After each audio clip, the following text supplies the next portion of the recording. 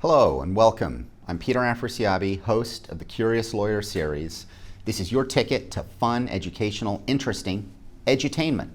The Curious Lawyer series takes you down different paths, areas of law you've maybe not experienced, certainly not your core practice areas necessarily, and it's a chance to interface with different legal regimes that intersect our lives every day. And so we've done programs like dog law, CIA law, celebrity and paparazzi law, and today it's space law.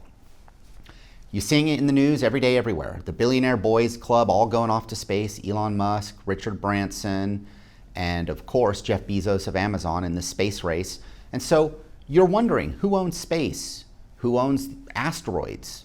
Can they colonize Mars? How does all this work? You're going to learn it all today in our program, Space Law. It's 2021, and it's truly a space odyssey in this year. So let's get going as we talk about billionaire spacemen, owning Mars, asteroid farming, and even the United States Space Force. So what is space law? If you look here on the first slide, we can address and understand the sort of the context with which the legal framework and the legal analysis exists for understanding space. Space law refers to the body of international and national laws and customs that govern human activities in outer space. For the last half century, most outer space operations have been conducted by government agencies. But now, of course, in 2021 and the coming years, we're truly at the precipice of a new era in spaceflight. Indeed, we may be past the precipice. The space shuttle has retired. Private companies are preparing to assume missions to space, including getting astronauts even to the moon soon. But already, as of 2021, we've actually had private spaceflight for the first time. It's simply incredible.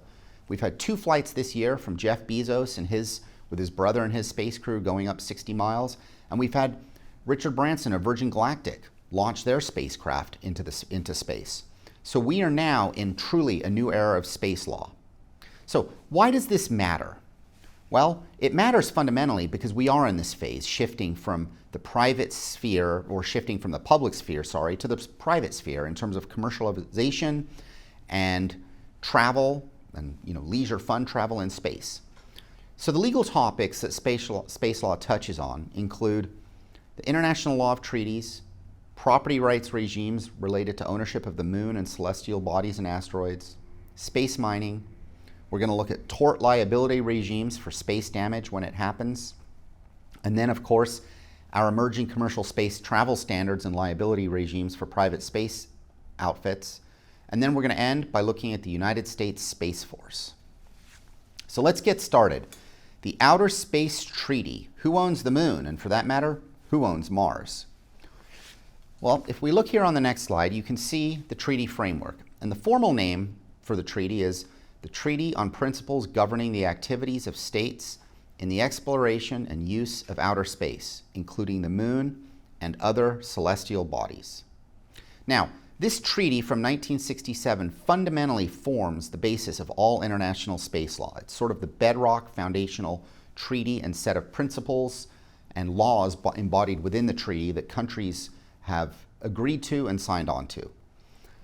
The 1967 preamble to this treaty refers to, quote, the common interest of all mankind in the progress of the exploration and use of outer space for peaceful purposes, end quote. We're going to come back to that because it's important as we start thinking about peaceful purposes and the United States Space Force as the newest branch of the armed forces. Footnote that, we'll get back to that soon. Nonetheless, it also continues that, quote, the exploration and use of outer space should be carried on for the benefit of all peoples, irrespective of the degree of their economic or scientific development. Now, as of 2017, 105 countries are parties to the Space Treaty. Fundamentally, the treaty is actually not super detailed. It's really a framework of principles that countries have bought into that enable future adoptions, adaptations, developments to be engrafted onto them. It's only 17 short articles in length, and if you contrast that, for example, to the law of the sea and the international treaties, there's hundreds of articles there. Now, stay tuned. In the coming years, no doubt, there will be hundreds of articles in the space treaty and space laws as it develops, because we are now at the point where there's staggering economic and economic motivation and economic opportunities in space, which is going to, of course, result in new laws. And for all of you who are maybe bored in your practice area, you could become a space lawyer, because there's going to be a lot of stuff for space lawyers to do in the coming future. Now, the most fundamental piece of law regulating space has controlled all the subsequent space law development is this treaty. And the basic premise, two overarching big picture ideas here, as you've seen, are that space is for all humankind. There is no sovereignty in space. And the second one is that there's a freedom of exploration and use of space for peaceful purposes. So let's get looking at the actual treaty pillars in detail. And here are the four fundamental pillars that distill from these two massive overarching sort of umbrellas that sit above us. These pillars involve property ownership structures, safety structures, liability regimes, and freedoms for scientific innovation and exploration. The first one, property ownership and structure. All may explore the moon and celestial bodies freely for peaceful purposes. You can think of this as spacefarer use. No state may own them or put military bases there. That's the space non-ownership, non-violent concept. Now, there are prohibitions on orbit-based weapons. Simply put, there can be no weapons of mass destruction or nuclear weapons in space. And states that launch any space objects retain full control or jurisdiction over that object. So when NASA launches an American satellite into space, that satellite is American property. It's subject to American jurisdiction, American ownership, American control, no matter where it is in space. Safety structure. No party can place in space or Earth orbit weapons of mass destruction. That's Article 4. And this is an important one. No state may contaminate space or create adverse Earth effects from activities in space. Article 9. Article 7 addresses the liability regime, and the basic premise is that rocket and satellite launching is something that states may do, but states are liable for damage to other states injured by the launched object. And then there's broadly articles in here, then pillars built around the freedom of scientific investigation and the need for cooperation to advance scientific investigation. Let's pause here, because you're all wondering, if no one can own the moon, what about that guy I've seen selling deeds to the moon and those lunar deeds? You're right. Since the early 1980s, there's a guy who's been building a business around selling land on the moon. He's actually apparently sold more than 611 million acres of land on the moon. You can buy an individual 1 acre lot for $19.95. And I guess after a lunar tax and shipping, it's about 36 bucks. Now, you can get that acre of land, and if you want more, you can get a discount for a larger plot of land. Apparently, he's even once sold a country-sized plot of land, 2.6 million acres, for 250 grand, believe it or not. We're in the wrong business. Now, he's formed a government called the Galactic Government. I think he's the president of it. And this is apparently a democratic republic that represents landowners on the moon, and maybe some other properties. He's claimed Mercury, Mars, Venus, Jupiter's moon, Io, and Pluto while he was at it. And you can buy Pluto, by the way, for 250 grand if you're one of those Bitcoin millionaires sitting on a bunch of money. Pluto's yours. Now, fundamentally, does he have the right to sell the moon? No. And can you get title to anything on the moon from him? No. The Space Treaty prohibits national ownership of the moon. The US ratified that treaty, and so that treaty, as a federal enactment, would preclude and preempt any purported state law-based private ownership or sales of the moon. So even though the treaty talks about national ownership, it also makes clear that non-governmental actors, NGOs in space, are subject to the Space Treaty through their national state. As a result, the United States can't own the moon, and its citizens can't own the moon either. That's the best read of the treaty. That may pose a problem for our Billionaire Boys Club who want to own the moon in the future. Litigation is surely on the horizon here. Now, let's take a look at our liability structure. The Convention was modified in 1972 that expounded upon the liability regime with some additional articles. And these provisions provide both general, strict, and negligence liability rules. There is strict liability for injury on Earth. So if a rocket falls out of orbit and hurts someone, damages property, it's a strict liability regime for the country that launched the rocket. And if there's damage to state outside of Earth, for example, to a satellite, perhaps by another's space vehicle, then we have negligence principles that apply to assess who's at fault, who's responsible. You can imagine, of course, the massive factual proof problems to figure out who did what in space and who's responsible. As yet, there hasn't been an actual litigation case filed, but stay tuned. The 1979 Moon Agreement you see here on our next slide This was an agreement that was put together as an additional treaty designed to bring deeper clarity to property rights. Because by the late 70s, with the space shuttle program going, we were still in the Cold War, the space war was still fully on. Those issues about no one can own anything in the 1967 treaty perhaps were taking a different turn as countries more and more felt, well, perhaps we want to own the moon, perhaps there's something to own, maybe there's money involved in this.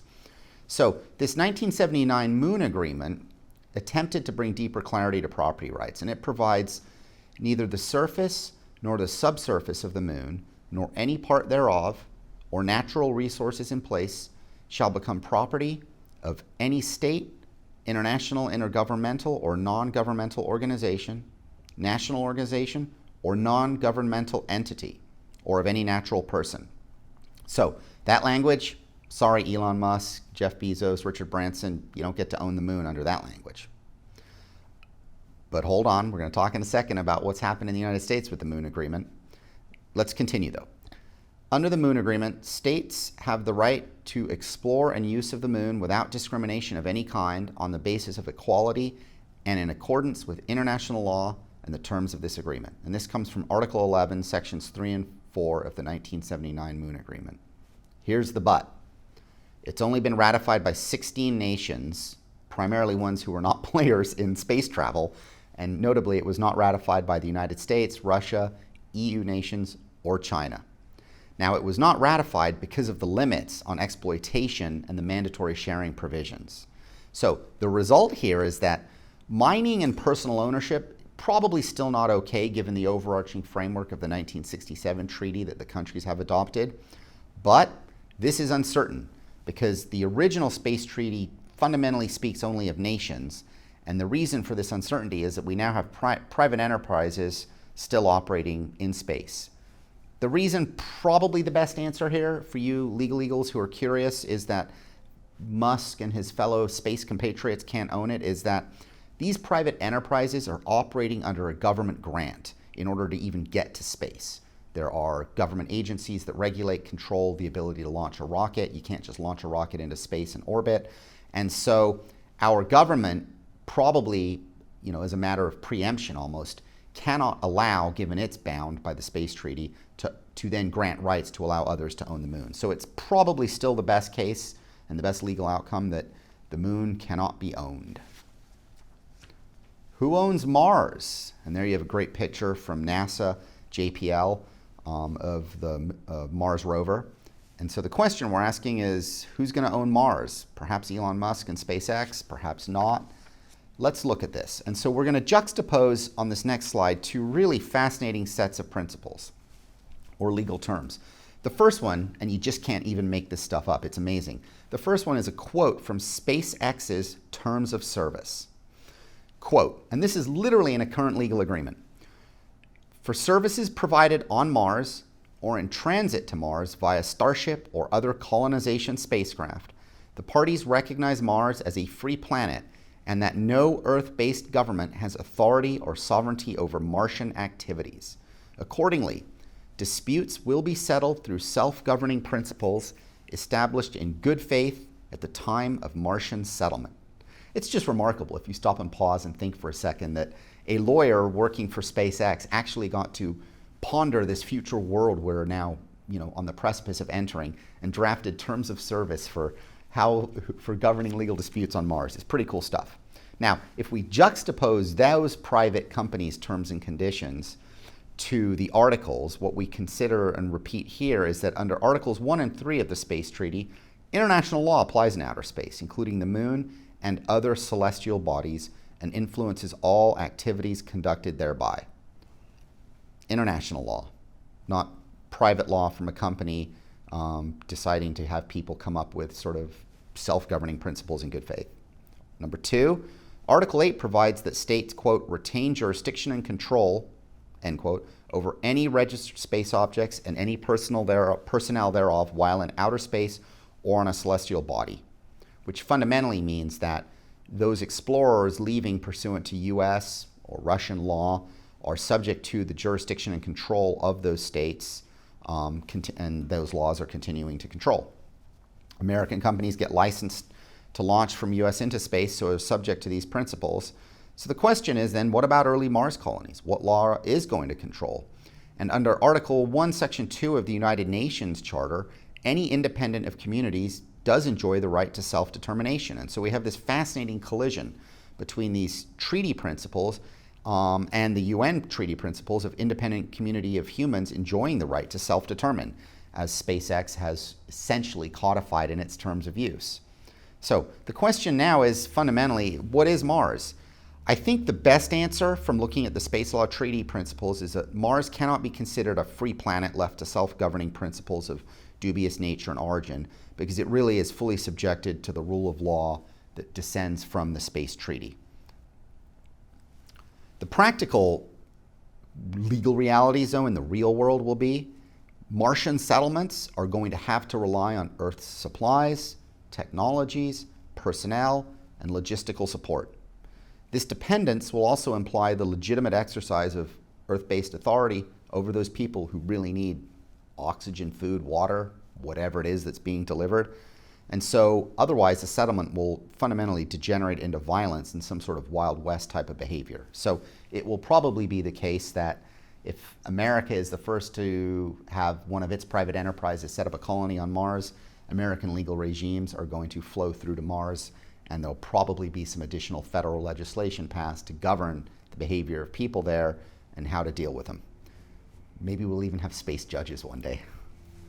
Now, I think in time, once the settlements developed an autonomous structure and balanced division of powers, then independence and self-regulation will actually naturally follow, but not a minute before the conditions for protecting fundamental rights are established, and that comes from those fundamental principles of United Nations treaties. So it's fascinating times to see where we are and what we're on the edge of, both obviously for us as just citizenry and human beings seeing technology in this massive new world we're entering with space, but also for us as lawyers to understand what does all of this mean from a legal perspective. And now when you're in the next cocktail party, you can start telling people about the legal overlay here. Let's take a look and watch this clip real quick now. This is a Martian space pirate legal hypothetical. So watch the clip for a couple minutes and then we'll come back to it.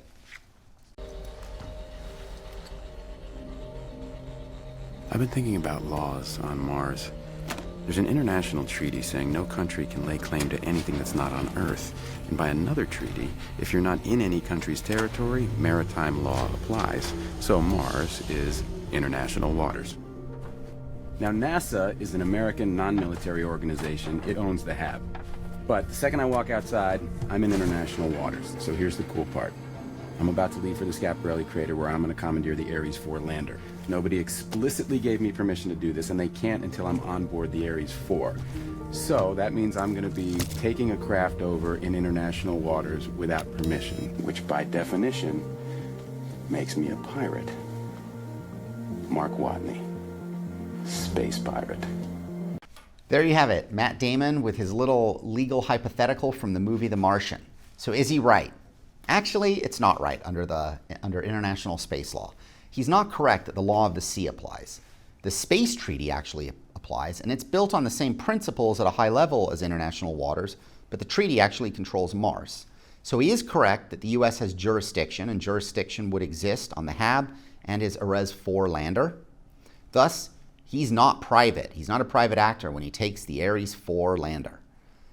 He may be in breach of his employment agreement with whatever company he's up there on, but he also may have a necessity defense, but that's a different story. However, a Russian astronaut doing what he did, yes, that Russian astronaut, if it came along and entered and took the stuff, would indeed be a space pirate. Now let's watch another clip here, and this is involving space burials, and this clip comes from Star Trek. Let's check out what happens to Spock as he's buried in space.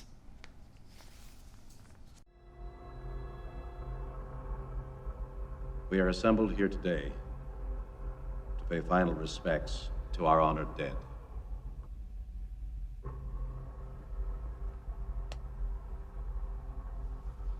And yet it should be noted that in the midst of our sorrow, this death takes place in the shadow of new life, the sunrise of a new world, a world that our beloved comrade gave his life to protect and nourish. He did not feel this sacrifice a vain or empty one. And we will not debate his profound wisdom at these proceedings. Of my friend, I can only say this.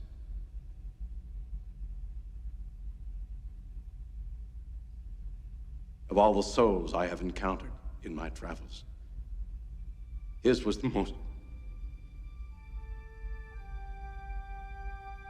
human. Others? Up.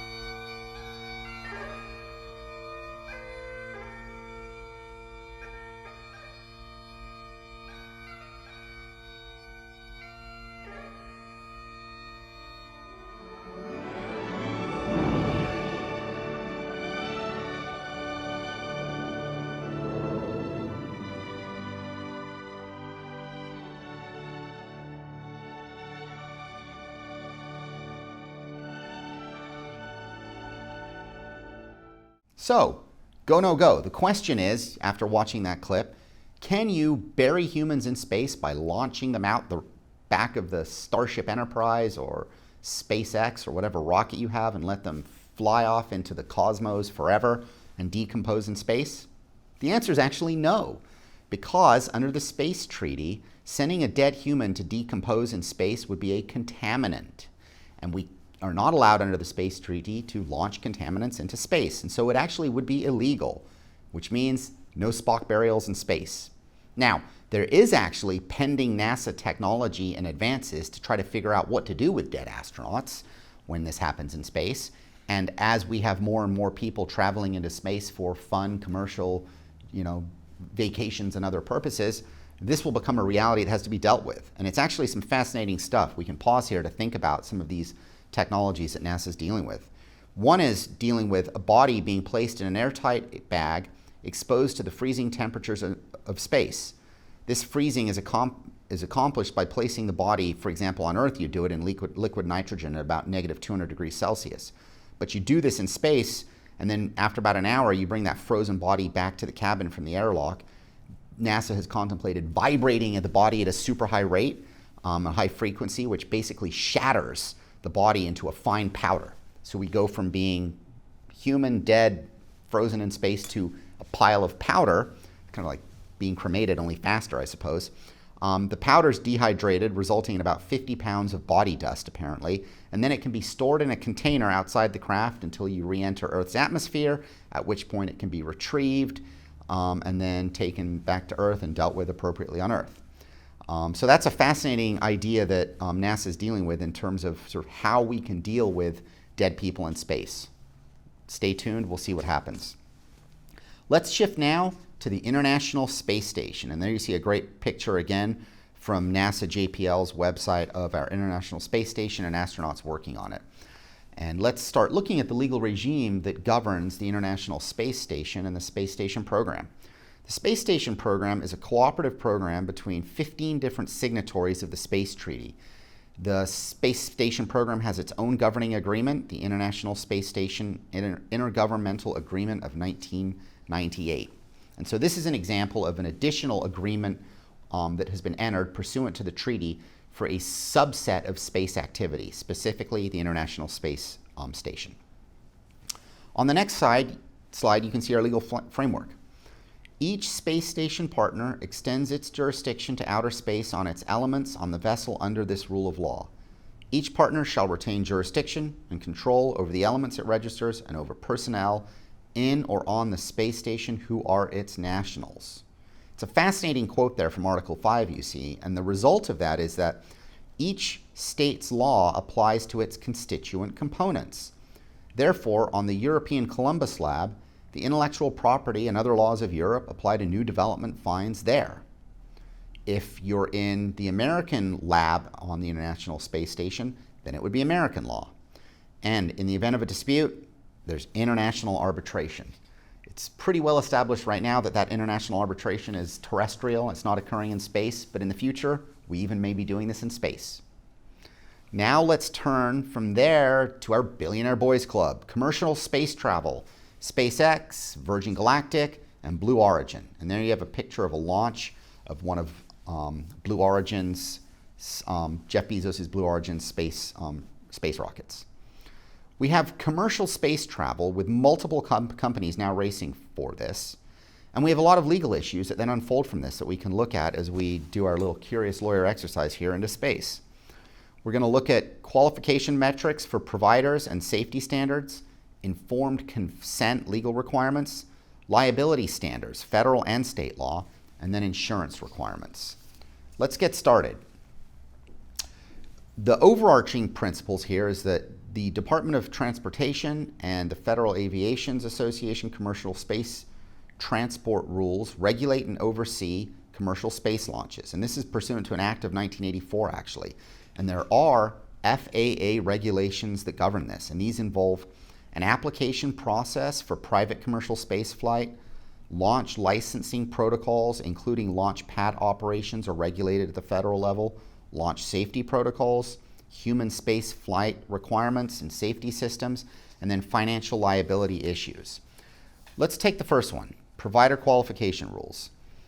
This comes from 14 CFR 460.4.11.53, and these are the actual federal rules, federal regulation rules enacted by the agency that relate to provider qualifications. And number one, we have crew qualifications and training on safety, abort and emergency scenarios.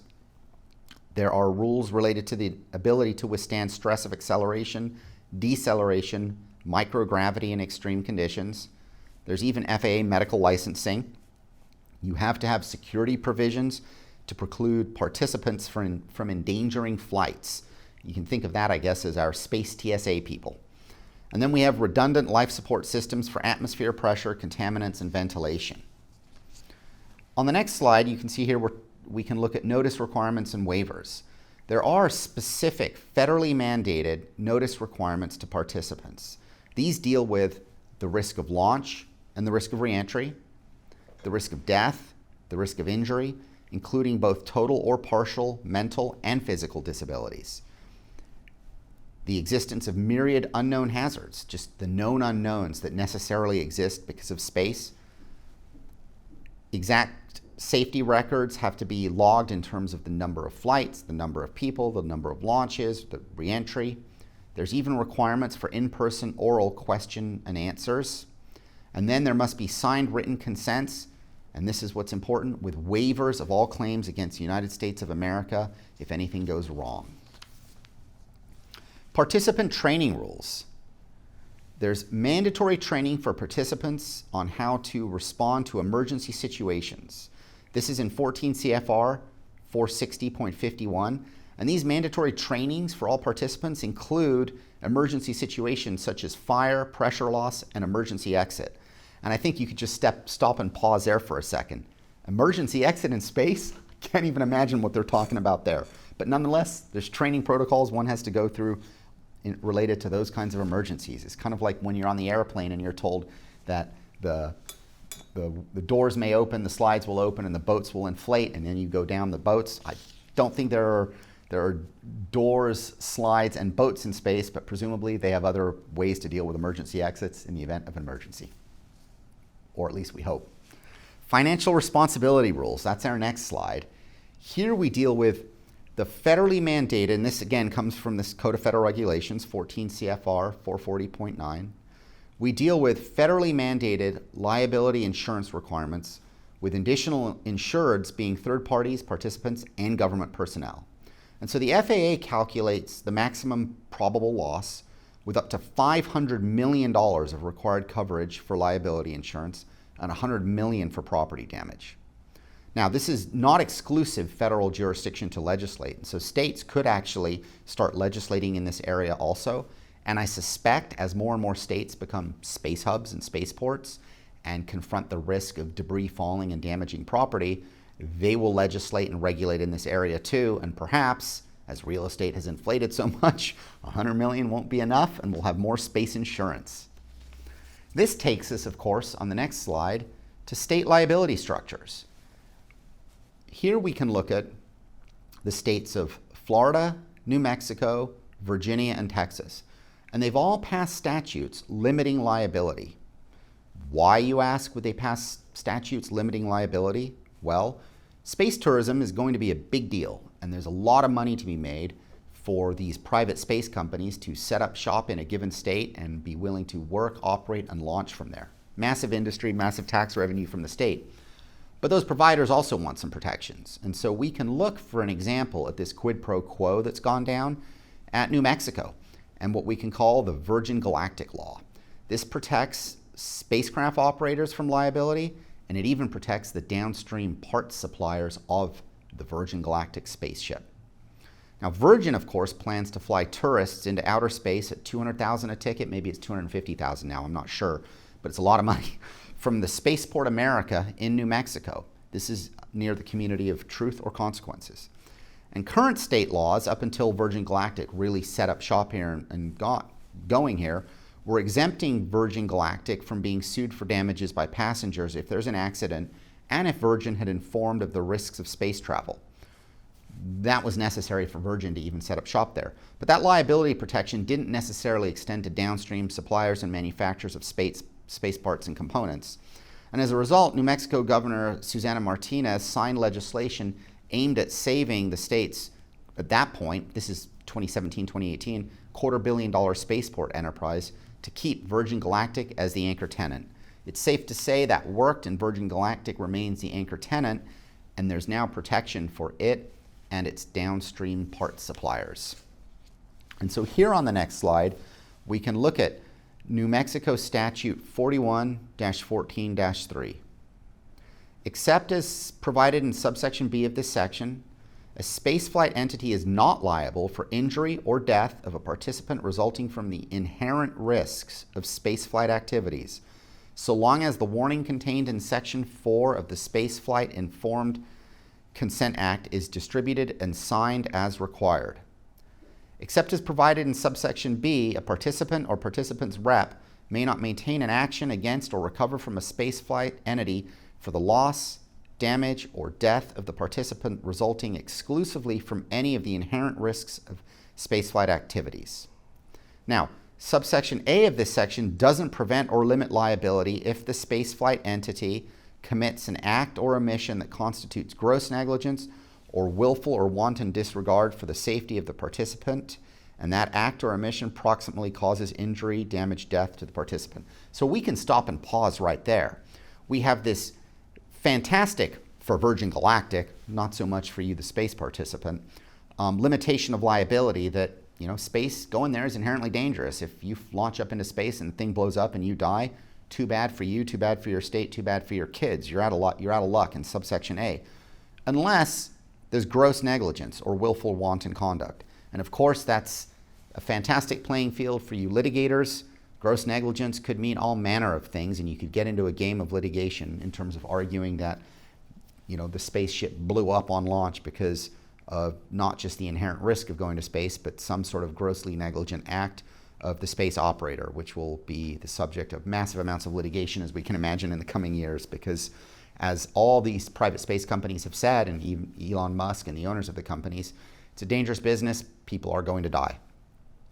The second exception to the limitation of liability is in number 2 here, and that's where there's actual knowledge, or if the company reasonably should have known of a dangerous condition on the land or in the facilities. And again, that's open playing field for litigators and lawyers to play on to figure out if there's a case to be made. So although there's a massive limitation of liability, there are exceptions which put significant burdens on those companies to maintain, hypervigilance, above obviously the standard negligence standards, but to really even protect themselves from gross negligence by being way above board in their operations.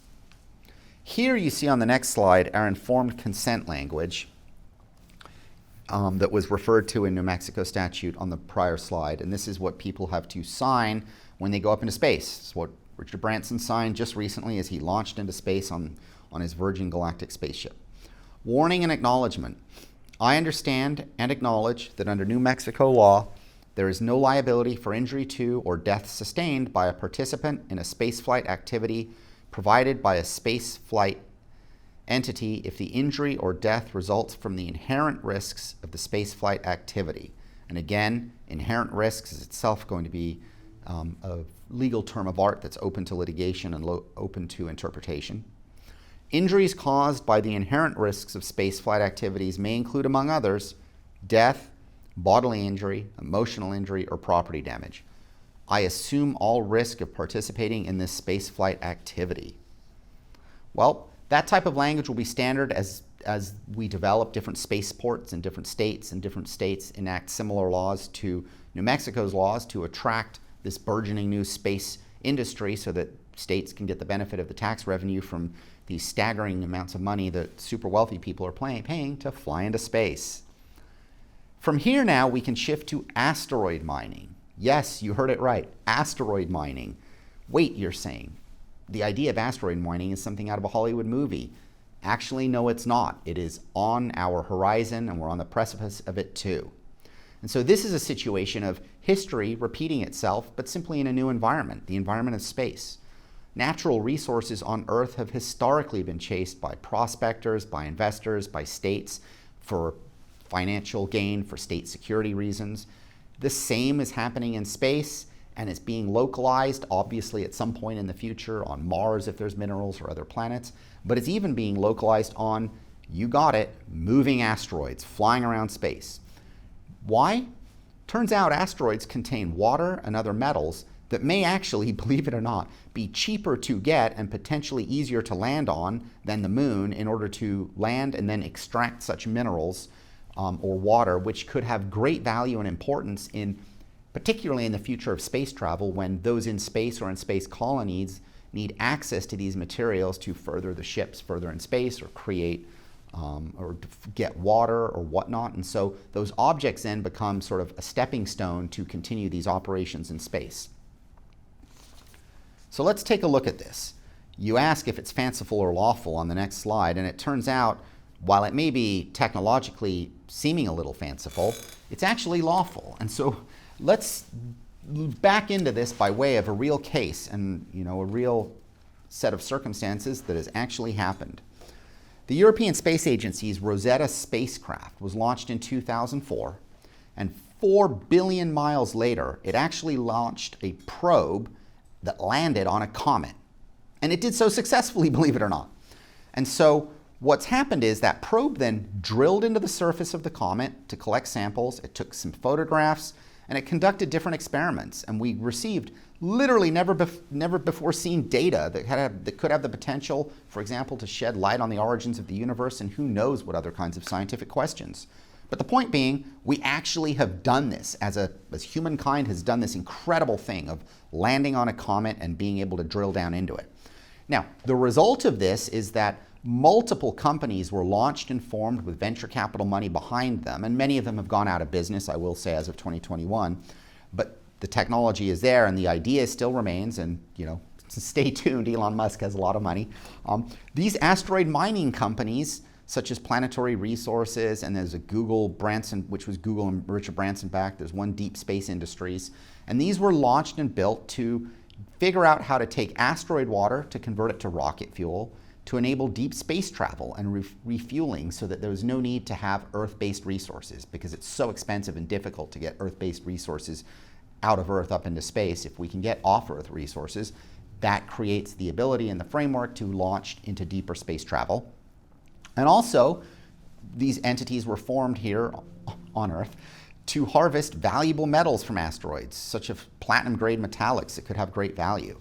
And so this is real, and this is true. And so as you look on the next slide, we're going to talk about the space treaty, and we're going to walk through the legal framework that would apply here. So if you recall, the space treaty prohibits the state use and occupation of the moon and celestial bodies, but it was silent on commercial harvesting and mining. And so the question is whether an asteroid is a celestial body subject to the treaty, Or was the treaty really talking about the moon and the planets as celestial bodies? If so, then the use occupation of an asteroid could, and mining on it, could create problems if an asteroid is a celestial body. So the question then is, given this legal confusion that could exist with private enterprise and the need for private and the desire of private enterprise and private capital to build businesses around the potential for asteroid mining, what happened here in America? Well, it turns out that no doubt through successful lobbying activities of these Google and Richard Branson-backed companies, the executive and Congress actually moved to address this. And so the agency, the FAA, Office of Commercial Space Transportation, actually responded to private companies' request for payload review of extracted objects from the moon and other asteroids, and this went to Congress. And you can see on the next slide here, we actually passed a law. It's the Asteroid Miners Property Rights Law of 2015.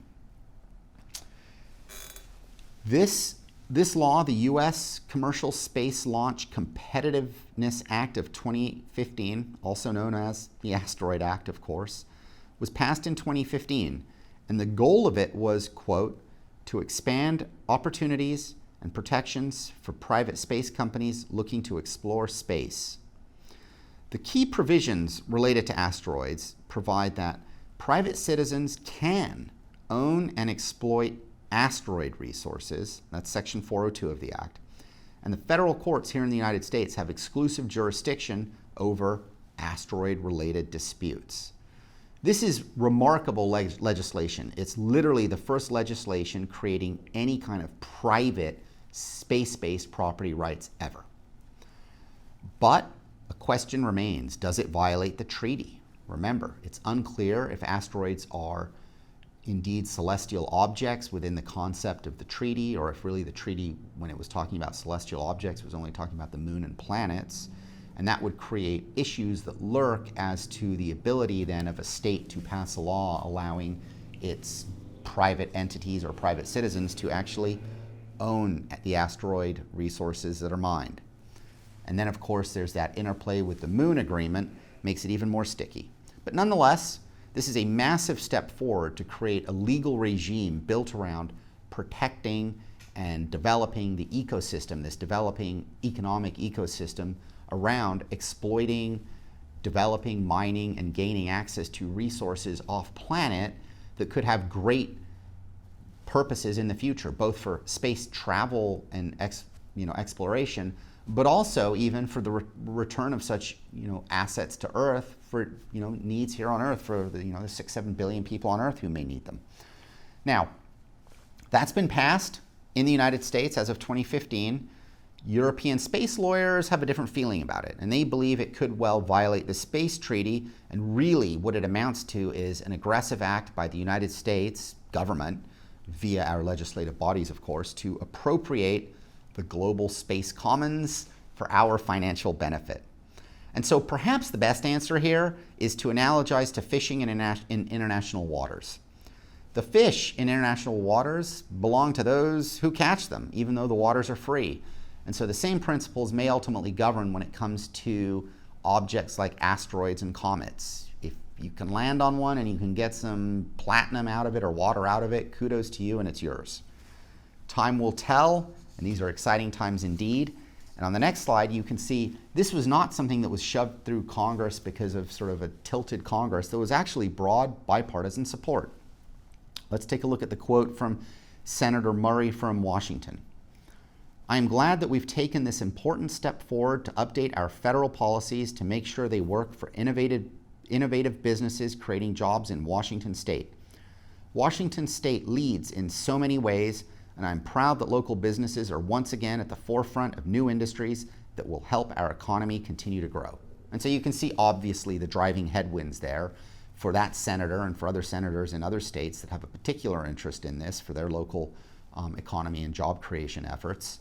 That's Senator Murray. And here we have Congressman Posey from Florida. This bipartisan, bicameral legislation is a landmark for American leadership in space exploration.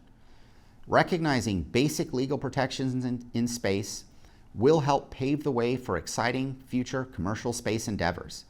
Asteroids and other objects in space are excellent potential sources of rare minerals and other resources that can be used to manufacture a wide range of products here on Earth and to support future space exploration missions. Americans willing to invest in space mining operations need legal certainty that they can keep the fruits of their labor, and this bill provides that certainty. The net result, of course, when you look at these two sort of bipartisan support quotes here from our elected officials, is that we've created a path forward with a legal regime that provides certain property rights designed fundamentally to let the United States lead the way here. And so Elon Musk and SpaceX, if they're picking up the mantle from some of those private enterprises that I referred to in 2015, and they're getting ready to figure out how to launch probes to land on asteroids or comets and mine them, they at least have certainty vis-a-vis American law that what they extract from there is theirs, it's theirs to monetize, theirs to own, and theirs to do with what they will. But are we alone? No, I'm not asking that question. That grand question, way above my pay grade. I'm just the host of the Curious Lawyer series. So I know you're kind of thinking I was posing it because we are talking about space after all. I have no idea if there's space extraterrestrials. We haven't found them yet, but in a few minutes, we're going to talk about what happens if we do and who owns them. No, my question, are we alone, is the question of, are we alone in trying to monetize asteroids and think about this? We saw earlier that the European lawyers and the European regulators felt this was an aggressive act by America seeking to monetize and own space. And it turns out it's true, at least that we were the first to pass such legislation. Whether you call it aggressive, I don't know. But it turns out at the same time the European regulators were very unhappy about us doing that, Luxembourg passed similar legislation, and other countries in Europe are looking to do the same thing in this race for standards. Why? Because they too want to encourage capital to flow there, to their countries, to such projects, to get up into space. And of course, in all of this, all eyes are on China now, figuring out what they're going to do. But nonetheless, the net result is that important result, which in 2015, for the first time, legislation was passed enabling and allowing private commercialization and monetization of an object in space. Pretty remarkable stuff to think that we've done this. Let's now turn to space debris. Believe it or not, there's literally over 600,000 objects in orbit currently. It's just staggering to even think about. And the liability regime is for negligence and some strict liability. And the fundamental question that we now are confronting, and we're confronting it even more every day now as this debris has built up and is starting to, on occasion, as we'll see in a minute, collide with other objects. The question is, if enough material builds up, accidents are going to happen. Travel could become potentially impossible or difficult, or could become dangerous, because after all, if you're in space in a spaceship with this small thin metal frame and some object, like a broken piece of a satellite comes hurtling around the Earth at 20,000 miles an hour or whatever and blasts into your spaceship, and then you all freeze in 4 seconds and are dead in space, you're going to be kind of upset, or at least your wife watching back on Earth will be upset, or maybe not. But nonetheless, there's going to be a lot of people who are upset. And so the question that comes from this these are big, complex fact issues. Whose material is it? Who's responsible for it? Can one state just remove another state's junk in orbit? Because a lot of this is junk. These are dead satellites that are no longer even working, that have gone past their sell-by date. And technically, the problem we now confront is that there's no salvage space law. And so it would actually literally be theft for the United States to go up and try to figure out how to do junk debris removal in space and remove a bunch of satellites that belong to the French or the Chinese or the Russians and that are junk and not working. The act of taking them would be an act of theft, and then would be in an international arbitration in the United Nations High Court, blah, blah, blah, blah, blah. And so what we fundamentally need here is more legal advances to address this rapidly evolving situation of space junk, and what we are going to do with it, how we are going to clean it up, and what we can do to create a legal regime to facilitate this. This is both critical because of the junk and the debris and then the danger that this creates.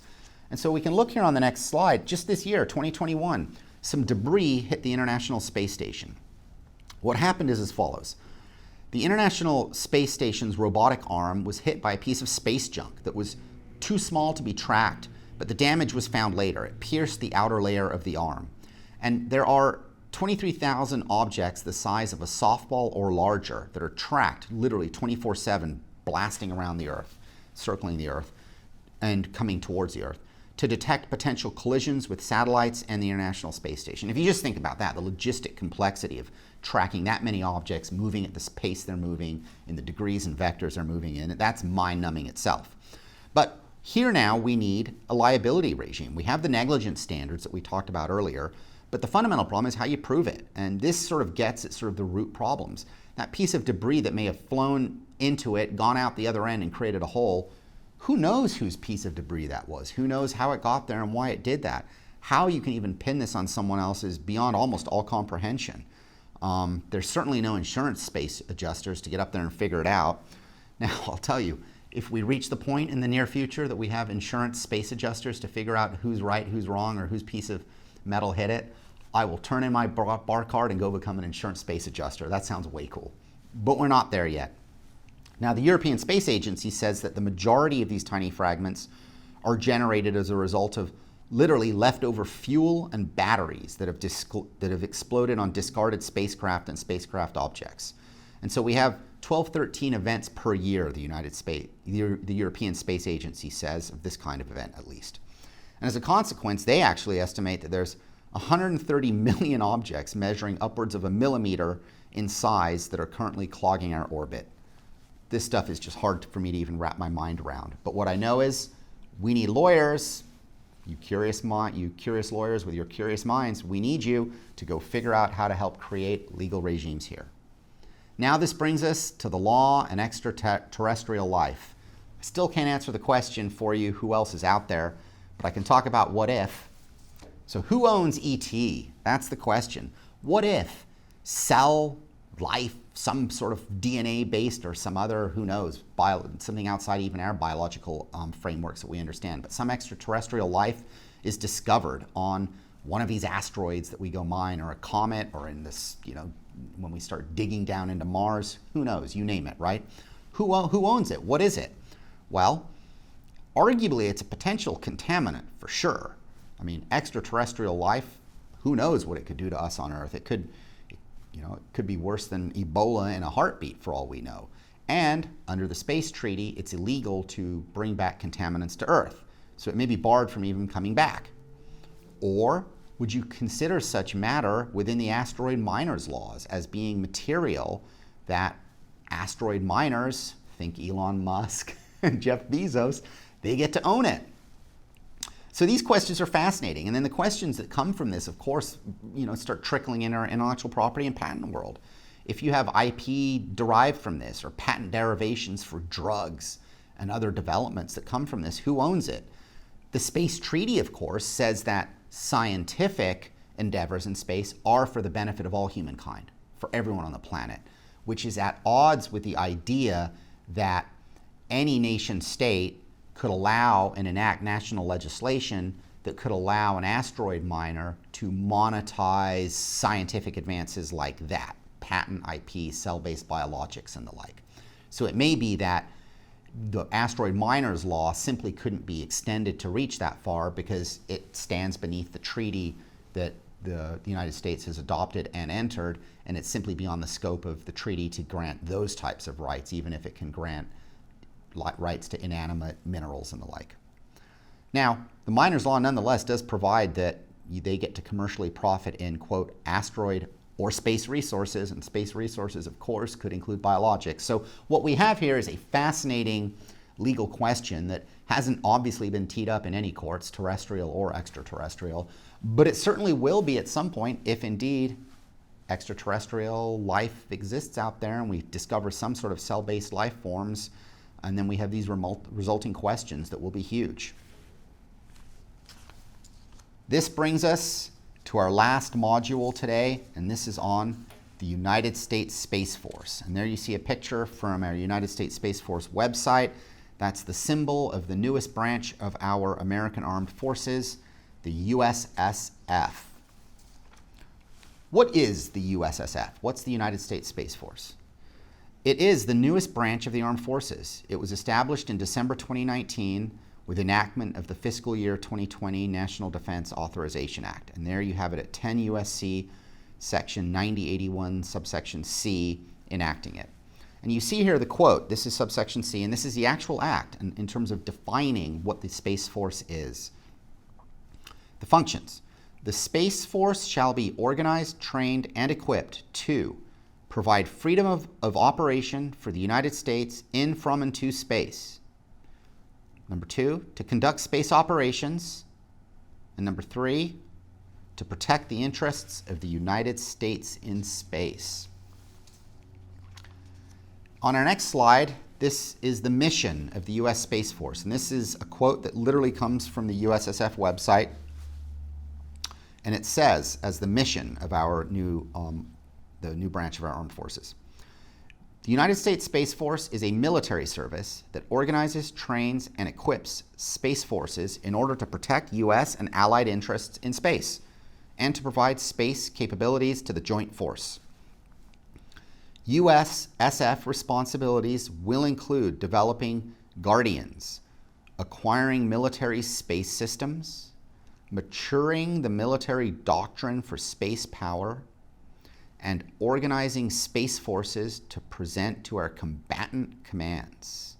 You see some really broad, malleable language there that sounds an awfully lot like military presence in space, which may raise issues under the treaty. You remember our discussion in the very beginning of this space law program about peaceful purposes only and no weapons. But nonetheless, we at least have the USSF adopting for itself some very broad language there that could encompass all manner of future behaviors. What's the rationale for the Space Force? We get this on our next slide. And again, this comes from the USSF's website and from the implementing legislation. Space has become essential to our security and prosperity, so much so that we need a branch of our military dedicated to its defense, just like we have branches of the military dedicated to protecting and securing the air, land, and sea. Unfettered access to space is vital to national defense. Space systems are woven into the fabric of our way of life. Space affects almost every part of our daily lives and is fundamental to our economic system. For example, satellites not only power the GPS technology that we use daily, but allow us to surf the web and call our friends, enable first responders to communicate with each other in times of crises, timestamp transactions in the world financial markets, and even allow us to use credit cards at gas pumps. So there's this deep rationale for the Space Force built around the reality of our life here on Earth being so dependent at this point on space, space objects, space technologies, and the need to protect them and ensure their ongoing safety and security to fundamentally protect us as a people and let us keep doing the things we do. Space has just simply, at this point in time, become way too important to ignore. Now here on the next slide, and this starts getting at the question I posed about this interplay between the U.S. having an armed military force going to space where there's weapons because they're the military, and the treaty which disavowed ever having war in space and the need for space to be a place of peace and not war and not weapons. Here we have the Act of January 1st, 2021, Public Law 116-283, and this is part of the 2021 National Defense Authorization Act. And here you see, this is a quote from the Act, quote, number 2, the goal. So we'll talk, this is literally a quote. The goal of the application of the Adaptive Acquisition Framework to a space systems acquisition pathway shall be to quickly and effectively acquire end-to-end space warfighting capabilities needed to address the requirements of the National Defense Strategy, as defined under Section 113G of Title 10, United States Code. So you see unequivocally here, we are now passing in legislation the idea that we must develop the ability to have end-to-end space warfighting capabilities. And this goes back to what we were talking about in terms of the mission, the rationale for the U.S. Space Force. In order to preserve national defense, we now need to have warfighting capabilities in space. And so it seems pretty clear that at least here in the United States, our legislation is starting to now encroach and expand beyond those ideas and principles that were certainly normative in the 1960s when we passed the space treaty, and we joined it, and perhaps at the time it was because space was such a final frontier that was unimaginable that we could remain idealistic. But now we're having to face the harsh reality, it appears, that we're going to have a military presence in space and the ability to conduct war in space. Now, this, of course, will run headlong into the space treaty, and the question is, what's the answer to that question? And from the U.S.'s perspective, the answer is as follows. Military presence in space is necessary to have peaceful purposes and maintain peace. And so therefore, us having a military presence in space doesn't run afoul of the treaty. In fact, it furthers the goal of peace and peaceful and maintaining peace in space. And so it's sort of similar rationales to existed in the Cold War for the development of weapons, is that it's there to ensure and guarantee the maintenance of peace. Only time will tell, and I sure hope we're right. So, our last slide is some conclusions about space law, and I hope you've enjoyed this odyssey as you've walked through the frameworks and issues that govern space law, and you're now armed to tell everyone you know at every cocktail party about the cool stuff you learned here in this program. Fundamentally, here are some of the key principles that distill. For 50 years, there's been an accepted international framework that has related to space law. First, space is common ground, open to exploration by everyone. All exploration has to be peaceful is the second principle. Third, no WMDs, no military bases on the moon or other celestial objects. Fourth, no one can claim ownership of them. And fifth, fundamentally, space exploration is for all of humankind's benefit. But those normative principles for the last 50 years have really started to run headlong into our truly remarkable and amazing technological advances in the 21st century that have triggered this new private realm of space exploration and commercialization. And so conflicts are starting to emerge. Our current legal advances, certainly we've taken steps with our federal Asteroids Act with creating private legal regimes for owning resources. And arguably under extant law, the moon and other celestial bodies may be mined even by US private enterprises. It's just unclear. And we also have current legal developments related to private commercial space travel that's now developed and burgeoned to allow this burgeoning new field to develop with waiver liability regimes, state liability regimes. And we even now have a military space force that exists. And so technology and the technological advancements have run headlong into these old frameworks. We've started creating new laws, but we have a lot of unanswered questions. There's a lot of new laws that have to be passed, and we need a lot of good legal minds to get out there and help work on them as we look at the potential for private ownership of minerals and water and asteroids and other celestial bodies, the ownership of derived intellectual property. You know, what if we find ET? Who owns it? And then fundamentally, rules and regulations at some level need to be developed both here and abroad and through treaties as it relates to military space forces, who can have them, where they can have them, how they can operate, and what are we going to do about ensuring that we don't have WMDs in space that could then rain down on Earth, obviously. This stuff is accelerating at a rapid pace, a sort of unbelievable pace if you think about it. I mean, 10 years ago it was unimaginable what we could have done in the private sphere in terms of what's happened in the last 10 years. We can only imagine where we'll be in 10 years. So stay tuned, because space law will be developing. Keep watching the Curious Lawyer programs. I hope you've enjoyed this. As ever, if you have questions, please email me. I love getting back to you with your questions. Take care. Safe travels in space if you're going to.